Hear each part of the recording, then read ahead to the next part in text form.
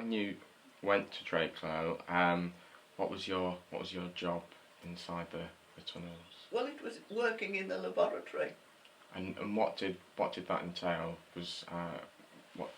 Well, very briefly, what it entailed was that metals would be ground up, and then I would analyse them by, I can't remember exactly all the details, obviously, by dissolving the metal, shall we say, in sulphuric acid, nitric acid, hydrochloric acid, so that you got a liquid. And then the word titrate seems to come to mind. Titrate it and analyse it for how much nickel there was in it, how much copper there was in it, how much other metals, components were in it, because you've got to have a certain component in the metal for it to be effective in the making of planes. Another job was in that same tunnel, I bet you can find it, there was a plating shop, particularly that I remember. It was copper plating, and the vat where it was immersed in to plate the metal had got to be a certain sort of strength of copper in it, and I'd go and take samples of the copper of the vat, make sure that the right amount of copper was in it. If it wasn't, I'd go and tell the head of that department, well, look, it was only so and so. Now, I can't remember whether I said you need to put so much. I don't think I did. I think it would be he, based on my figures, to know how much more copper to put, to put in, so that it was being coated in the same way. I used to have to go down with some of the fellows to this other offshoot, where metal would be put in a sort of thing like that, metal, and then this hammer would swing, and I would record on the scale what the tensile stress of it was. And also there was another machine in there that I seem to vaguely remember, which would pull a piece of metal apart again to test its strength. To stress test it. In those sort of situations, it was the men who were actually doing the work, but I was doing the recording for them, and so on and so forth. Now, you have said that there was a X-ray department next door to your laboratory. Well, yes, that was another thing. You see, because I don't know quite why, but occasionally a piece of metal would be polished, and then they'd take a photograph of it. I don't remember taking the photograph, but a photograph was taken of it to show any crack in the metal. Well then, after they'd done that, I would go and develop the film in the dark room, so that then they could see, whether there was a crack or how big it is or whatever it was. Oh, I know what I haven't told you, yes. There were 3 people down there who were called the Aeronautical Inspectorate Department, called the AID for obvious reasons. And it was their job to come round to the various departments, but I remember them coming round to the lab, to see that you were doing the job you were intended to be doing properly, and I presume they were on behalf of the government, and there were 3 of those, a man and 2 ladies. That's all I did inside. But another thing I did have to do, and I used to enjoy this on a fine day, Slad Lane? Mm-hmm. Well, on the left-hand side, not far down Slad Lane, there was a sewerage plant. Yes. You know where the arms go round and the effluent comes out? Yes. Well, I'd walk down there, take a sample of the effluent, and have to take that back to the lab to test that. I can't think what I did, but I know I had to walk down there. And a day like we've had just lately, I'd be quite happy to walk outside and do that. What was the actual atmosphere like in regards to the heat and the noise? Was there any music on, or because they had speakers around the complex? There was music, yes, there was music played. Well, it was wartime. You accepted it. You didn't moan. I mean, sometimes, yes, you'd moan because you never saw the light of day. But other than that, Yeah, well, especially in the winter, you go in the dark and come out in the dark, it wouldn't was you? wartime, you all got on with it. Mm-hmm.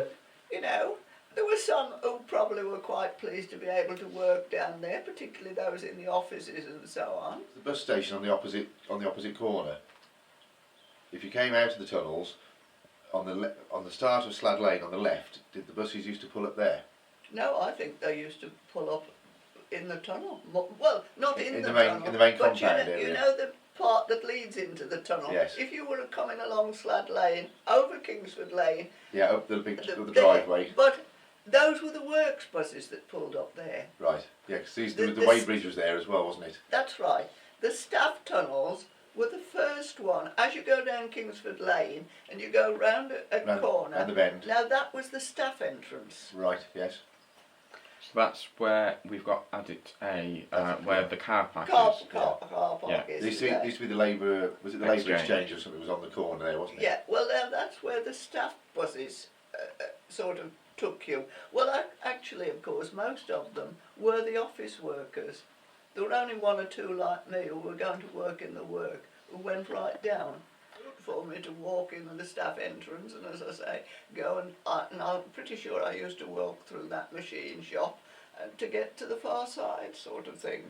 But I mean, it was just a route I took and I took it every morning. The other end was the works entrance where, as I say, the coaches pulled up there. Now, on the right hand side of Slad Lane, they built what I would call Nissen huts, prefabs or something like that. And the people who were brought from Birmingham, Solihull, some of them were married.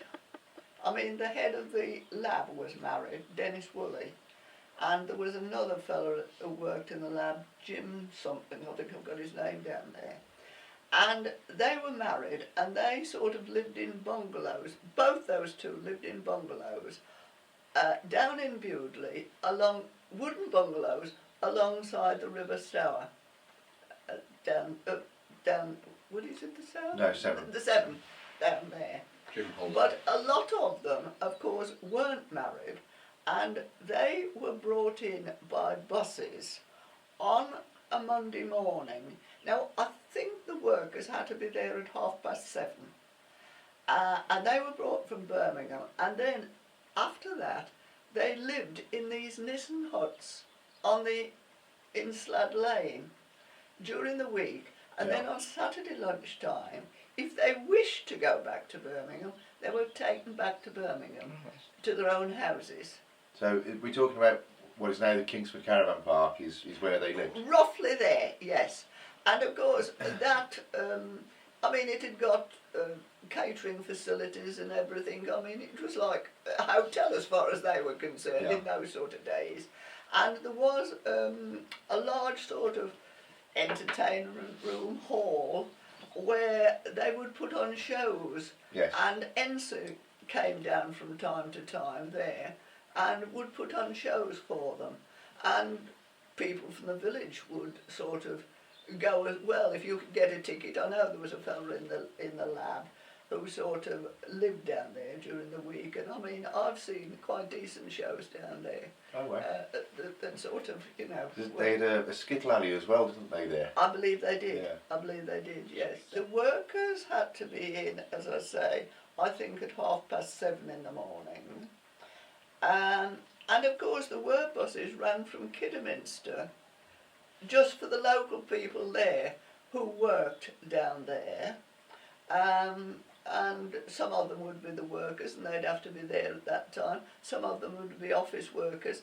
And I think we had to be there at 9 o'clock because there was also buses ran from Stourbridge, came through Kinver, and I think I used to catch the bus at 8:30 to be at work for 9 o'clock. And we were deposited at the staff entrance. There was a workers' this is in the factory. Yes.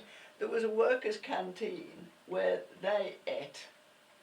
There was a staff canteen where we ate.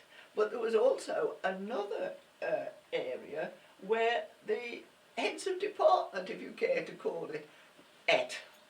So there So were three divisions actually. Yeah, the signs are still up. Works canteen, staff canteen, or staff dining area.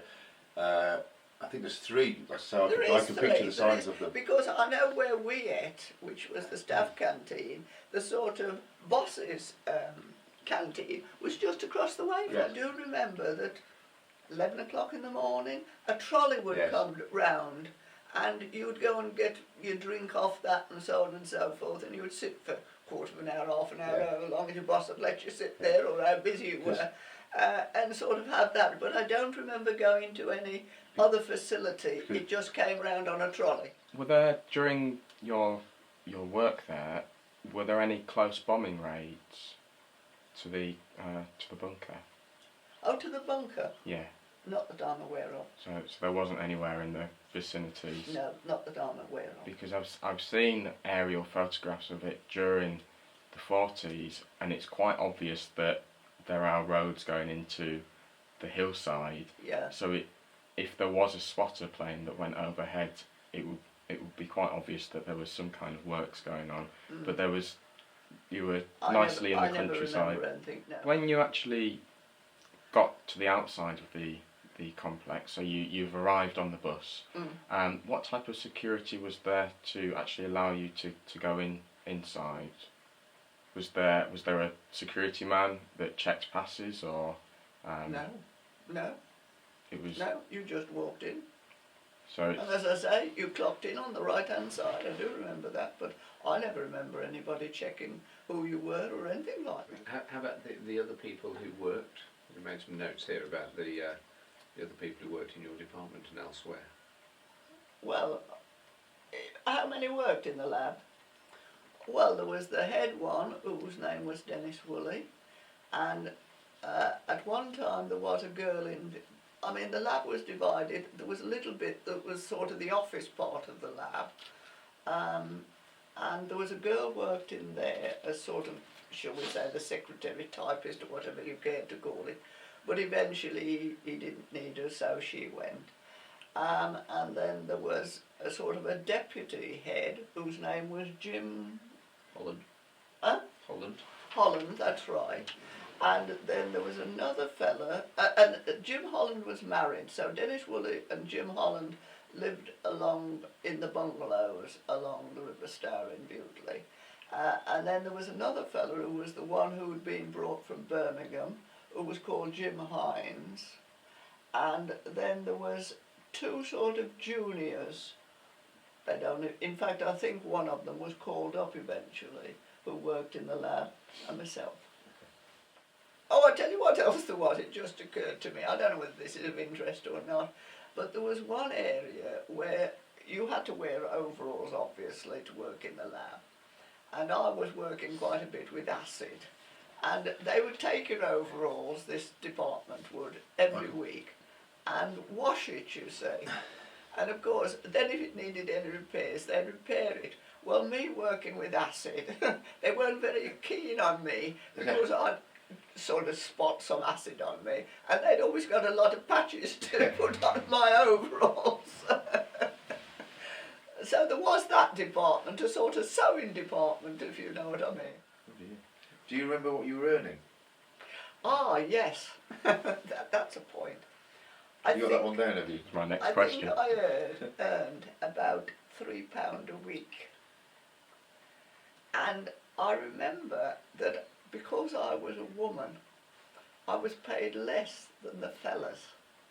And I do remember Dennis Woolley saying to this Mr. Trickus, I think it was, or Tricky, who came in from Birmingham, well, you know, she's doing the same job as the men and so on, and sort of really trying to get my wage increased, and I think I did get it to £3.50. Yeah. Well done. And was that a lot of money then? Or did it seem like a lot of money then? Well, yes, it did, you know. You didn't have to pay for your transport to get to No, work? we didn't. No. We didn't. Over. And did you have to go to the wages office at the end of the week, or did No, it be the brought wages round? were brought down to the lab. So And each you know, department, they took the money and from each he just department. gave you them. how long, when the war finished, how long did you, or did Rover carry on down at Drakelow? Well, I seem to recollect, of course, the war finished in the May, and I would have said that we finished in August, Right. sort of thing. And were you still making parts for the Rolls-Royce Merlin engines at that stage, Well, I or suppose they must have been, was it for tanks and? but we were hanging about quite a bit after that. What did you do after the war? What job did you get after the war? Well, for a little while I was unemployed. I went to the Labour Exchange in Stourbridge. I did odd little jobs, but then before I'd finished at Rover, I'd made up my mind I was going into teaching, and I went to Worcester Training College and trained for teaching. And what type of teaching? Well, secondary, because I taught PE originally, and then later on in my teaching career I taught mainly biology. What do you think of our plans of making it into a museum so it can be saved for future generations to? Well, I think it would be quite a good idea personally. I mean, what are you going to do with it if, you know, to use it in some way or another? What else can you do? So, I think sort of for people to know what happened during the war, it's part of history, isn't it, Yes. really? And therefore I think it's a good idea. It